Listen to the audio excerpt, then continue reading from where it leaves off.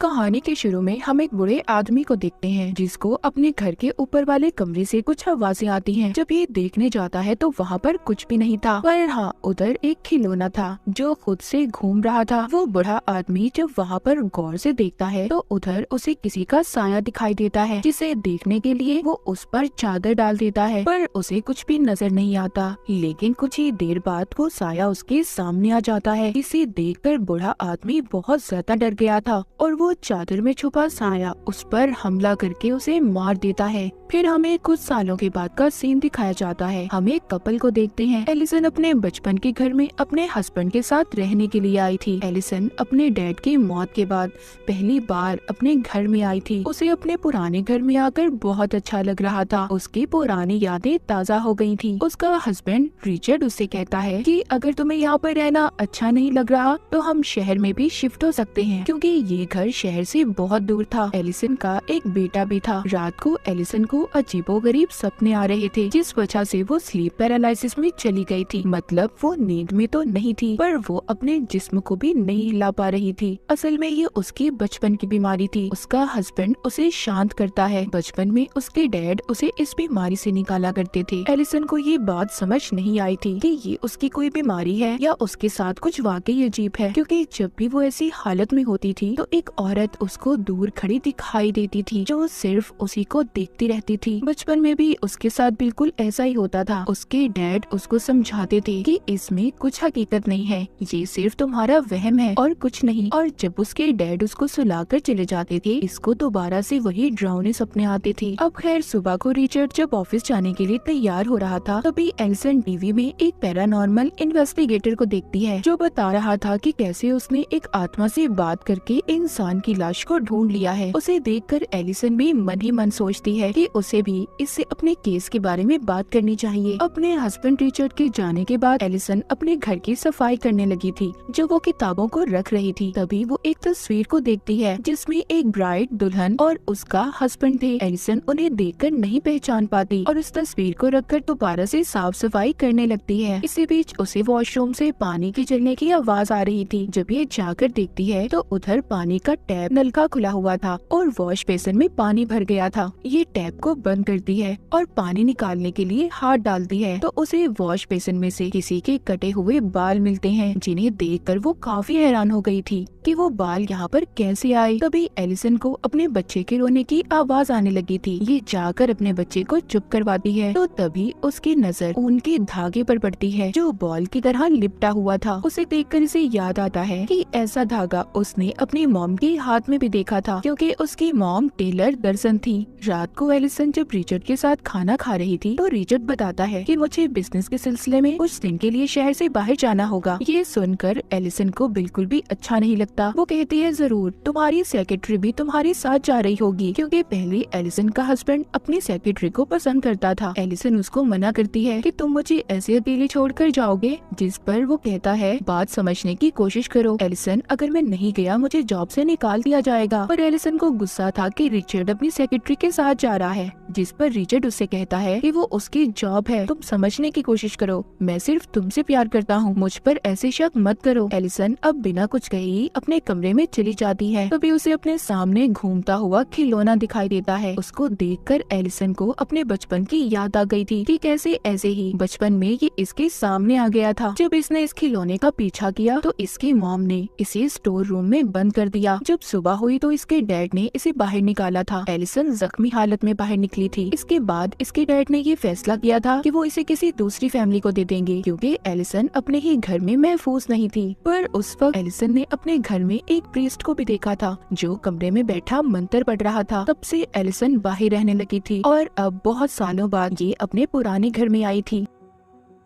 सुबह को एलिसन के पास रिचर्ड आता है और अपनी रात के बर्ताव पर माफी मांगता है और एलिसन को समझाता है। कहता है देखो समझो, ये बिजनेस ट्रिप मेरे लिए बहुत जरूरी है। एलिसन भी उसकी बात को मान गई थी और उसे जाने देती है। जिसके बाद हम रिचर्ड को उसके ऑफिस में देखते हैं, जो मीटिंग में अपनी ही सेक्रेटरी को देख रहा था। उधर घर में एलिसन बिल्कुल अकेली थी। वो रात को किताब पढ़ रही थी। अचानक से लाइट बंद हो जाती है। जब ये लाइट को ठीक करने जाती है तो उधर इसे अपने डैड का साया दिखाई देता है, जिसे देखकर एलिसन काफी डर गई थी और जल्दी से लाइट को ठीक करके चला देती है, पर वहाँ पर कोई भी नहीं था। जिसके बाद ये जल्दी से अपने बच्चे के पास जाती है, जिसको ये सही सलामत देखकर सुकून का सांस लेती है और फिर सोने चली जाती है। तभी थोड़ी देर बाद जब एलिसन की आंख खुलती है तो वो ये महसूस करती है कि अभी भी वो स्लीप पैरालिसिस में है। उसी वक्त उसे वॉकी टॉकी पर अपने बच्चे के कमरे में से आवाज आती है, जिसमें कोई कह रहा था कि वो उसके बच्चे को अपने साथ ले जाएगी। ये सुनकर एलिसन काफी डर गई थी। जब वो ठीक होती है तो अपने बच्चे के कमरे में जाती है और फिर रिचर्ड को कॉल करके इसके बारे में बताती है। रिचर्ड सुनकर कहता है कि ये तुम्हारा कोई वहम होगा, क्योंकि अक्सर तुम्हें डरावने सपने आते रहते हैं। रिलैक्स रहो और दवाई खाकर सो जाओ। रिचर्ड अभी भी अपनी सेक्रेटरी के साथ था। उधर अब रात को दोबारा से एलिसन को अपने ऊपर वाले कमरे से आवाज आती है और ये वही कमरा था जो हमने कहानी के शुरू में देखा था। मतलब यहाँ पर कुछ न कुछ तो जरूर था। इसको यहाँ से एक पुरानी टेप भी मिलती है जिसको इसके डैड ने रिकॉर्ड किया था। एलिसन उसको लगाकर देखने लगी थी। ये उस वीडियो में देखती है कि वो अपने मॉम डैड के साथ जंगल में पिकनिक मनाने गई थी,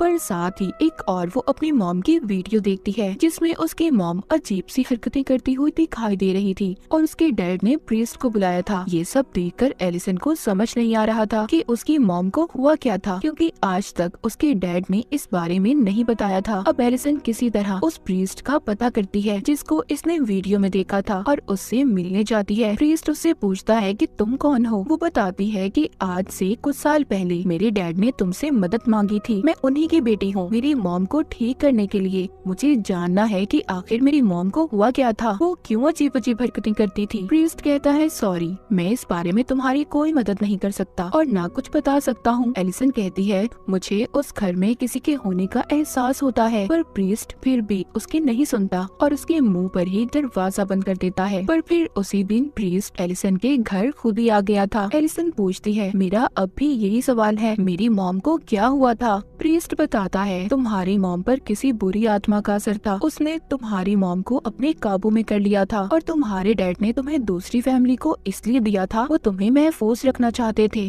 तुम्हारी मॉम के अंदर जो आत्मा थी वो बहुत खतरनाक थी। उस पर कोई भी मंत्र असर नहीं कर रहा था, इसीलिए उनका गला काट कर हमें तुम्हारी मॉम को मारना पड़ा। इसके बाद तुम्हारे डैड को लगा कि वो आत्मा चली गई है, पर वो इसी घर में मौजूद थी। ये सुनकर एलिसन डर जाती है। वो प्रीस्ट को बताती है कि जब मैं स्लीप पैरालिसिस में होती हूँ तो मुझे कोई नजर आता है। वो प्रीस्ट कहता है ये तुम्हारा कोई वहम नहीं है, बल्कि ये हकीकत है, क्योंकि वही आत्मा अभी भी यहाँ पर मौजूद है जो इस घर से जाना नहीं चाहती। एलिसन पूछती है आखिर उस आत्मा को हमसे चाहिए क्या। प्रीस्ट बताता है कि तुम्हारे नाना की शादी के फौरन बाद ही उनकी वाइफ गायब हो गई थी। फिर उन्होंने दूसरी शादी कर ली जिससे उनके पास 2 बच्चे थे, पर उनमें से सिर्फ तुम्हारी मॉम ही बची थी। जो दूसरी उनकी बहन थी यानी कि तुम्हारी आंटी, उनको वो आत्मा अपने साथ ले गई और वो आत्मा कोई और नहीं बल्कि तुम्हारी पहली नानी है जो अपने बच्चे को लेने आती है। प्रीस्ट किस बच्चे की बात कर रहा था ये हमें कहानी में आगे जाकर पता चलेगा।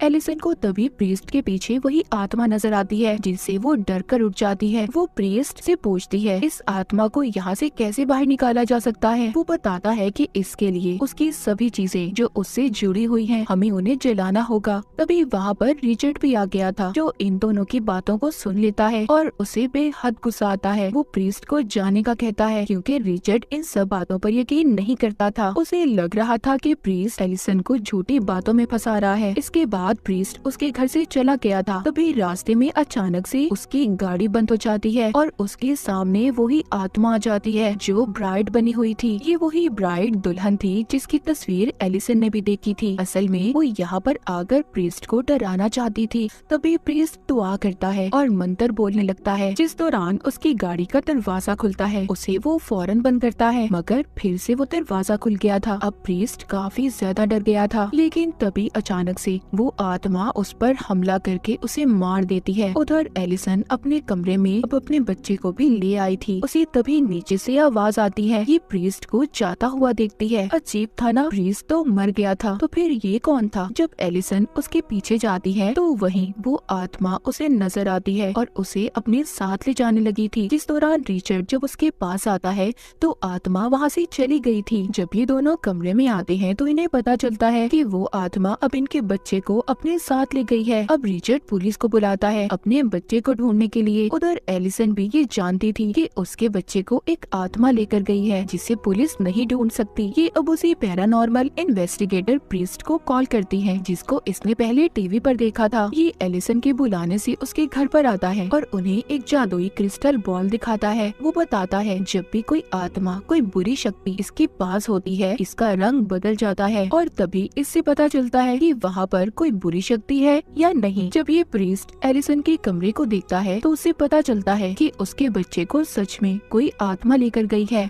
ये एलिसन को कहता है कि अगर तुम अपने बच्चे को वापस लाना चाहती हो तो तुम्हें उस आत्मा की दुनिया में जाना होगा, जिसके लिए एलिसन मान गई थी। रात को ही एलिसन के कमरे में मोमबत्तियां जलाकर अपना जादू शुरू करता है। जब प्रीस्ट आंखें खोलता है तो खुद को दूसरी दुनिया में पाता है जहाँ पर इसको वही आत्मा दिखाई देती है। उसके हाथ में एलिसन का बच्चा था। प्रीस्ट उस आत्मा से कहता है, देखो इस बच्चे को अगर तुमने वापस ना किया तो अच्छा नहीं होगा। पर अचानक से आत्मा गायब हो गई थी और प्रीस्ट दीवार पर एक शैतानी निशान को देखता है। असल दुनिया में प्रीस्ट आकर बताता है वो आत्मा तुम्हारी पहली नानी है जो डेमंस की पूजा किया करती थी। इसीलिए एक दिन डेमन ने अपनी दुनिया से आकर उन्हें अपने काबू में कर लिया और जब ये बात तुम्हारे नाना को पता चली तो उन्होंने इसी घर में अपनी बीवी को जिंदा दफन करके मार दिया, जिस बात का बदला उनकी बीवी और वो डेमन मिलकर ले रहे हैं। जैसे वो पहले तुम्हारी मॉम की बहन को उठाकर ले गए थे, बिल्कुल ऐसे ही वो तुम्हारे बच्चे को उठाकर ले गए हैं। एलिसन कहती है कि आखिर वो बच्चों को क्यों ले जाती है। प्रीस्ट बताता है कि जब तुम्हारे नाना ने अपनी बीवी को जिंदा दफनाया तो वो माँ बनने वाली थी और इसी बात का बदला वो इस फैमिली के बच्चों को उठाकर पूरा कर रही है। रिचर्ड भी सभी बातें सुनकर परेशान हो गया था। वो प्रीस्ट से पूछता है अब हमें क्या करना होगा, हम अपने बच्चे को कैसे वापस ला सकते हैं। प्रीस्ट कहता है उस आत्मा की दुनिया में जाकर उससे लड़कर, और एलिसन ही इस काम को कर सकती है क्योंकि एक माँ की ताकत ही अपने बच्चे को बचा सकती है। ये कमरे में अब एलिसन को लिटा देते हैं और उसे लंबे लंबे सांस लेने का कहते हैं। ऐसा करते ही एलिसन दूसरी दुनिया में पहुँच गई थी जहाँ पर खुद वो एक बॉक्स में बंद पाती है। पर जैसे तैसे वो यहाँ से बाहर आकर अपने बचपन के कमरे में पहुँच गई थी जहाँ पर ये टीवी देख रही थी। वहीं पर इसकी मॉम इसके पास आती है और इसको दिलासा देकर कहती है सब ठीक हो जाएगा। एलिसन जब ये कहती है कि मैं जानती हूँ ये हकीकत नहीं है, तभी जो इसकी मॉम थी वो असल रूप में आकर उसका गला दबाने लगती है। उधर जो प्रीस्ट था वो रिचर्ड से अपना बैग लाने का कहता है ताकि ये सही वक्त पर एलिसन को उस दुनिया से बाहर निकाल पाए।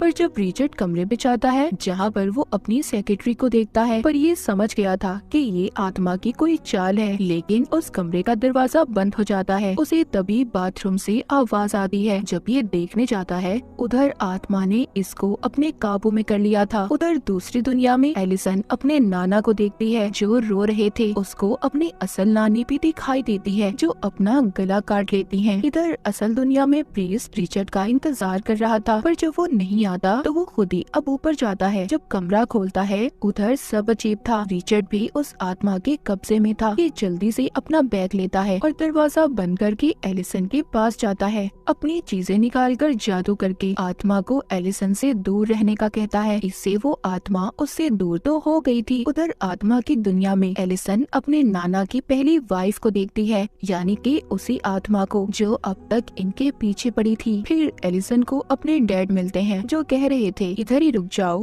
पर एलिसन कहती है नहीं, मैं यहाँ पर सिर्फ अपने बेटे को लेने आई हूँ। उसके डैड इसको आगे का रास्ता बताते हैं और कहते हैं अपना ख्याल रखना। जब ये आगे जाती है तो अपने नाना को देखती है जो अपनी वाइफ को ले जा रहे थे और कब्र खोदकर उसे दफना देते हैं। इसकी नानी कह रही थी कि मैं माँ बनने वाली हूँ, मुझे मत मारो, पर वो उसको दफना देते हैं। जब एलिसन ये देखती है तो सोचती है उसका बच्चा उसे यहीं पर मिलेगा। जब ये कब्र खोदती है तो इसे अपना बच्चा मिल गया था। ये अब उसको असल दुनिया में ले जाने की कोशिश कर रही थी। यहाँ पर जब वो असल दुनिया में जाने वाली थी तभी वो आत्मा उसको पकड़ लेती है और अगले ही पल हम देख पाते हैं एलिसन अब अपनी दुनिया में वापस आ गई थी। एलिसन अपनी आंखें खोलते ही कहती है क्या मैं अपने बच्चे को ले आई? प्रीस्ट कहता है नहीं, पर तुमने अच्छी कोशिश की थी। तभी ये बच्चे की आवाज को सुनते हैं। जब ये जाकर देखते हैं तो रिचर्ड अपने बच्चे को खिला रहा था। प्रीस्ट ये देखकर खुश हो गया था कि एलिसन की फैमिली अब पूरी हो चुकी है। कुछ वक्त के बाद दिखाया जाता है कि प्रीस्ट फिर से एलिसन की फैमिली से मिलने आया था। रिचर्ड उसको बताता है कि वो दूसरी जगह पर शिफ्ट हो रहे हैं क्योंकि वो दोबारा से अपनी वाइफ और बच्चे को मुसीबत में नहीं डाल सकता। प्रीस्ट घर के अंदर आकर एलिसन के बच्चे को देखता है पर उसे एलिसन कहीं पर भी नजर नहीं आ रही थी। प्रीस्ट को फिर से किसी के होने का एहसास होता है। वो वही क्रिस्टल बॉल एलिसन के बच्चे को खेलने के लिए देता है। तभी उस बॉल का रंग स्याह हो गया था। प्रीस्ट समझ गया था कि इस घर में बहुत ही खतरनाक ताकत है। तभी एलिसन उधर आती है और प्रीस्ट को कहती है वेलकम है तुम्हारा। उस पर हमला करके उसे मार देती है। जिसके बाद जब रिचर्ड घर में आता है तो वो प्रीस्ट की लाश को देखता है। उसे अपने बेसमेंट से आवाजें भी आ रही थी। जब ये वहाँ पर जाकर देखता है तो डीमन के हाथ में उसका बच्चा था और एलिसन पीछे से आकर इस पर हमला करके इसे मार देती है। असल में उस आत्मा ने एलिसन पर अपना कंट्रोल कब्जा कर लिया था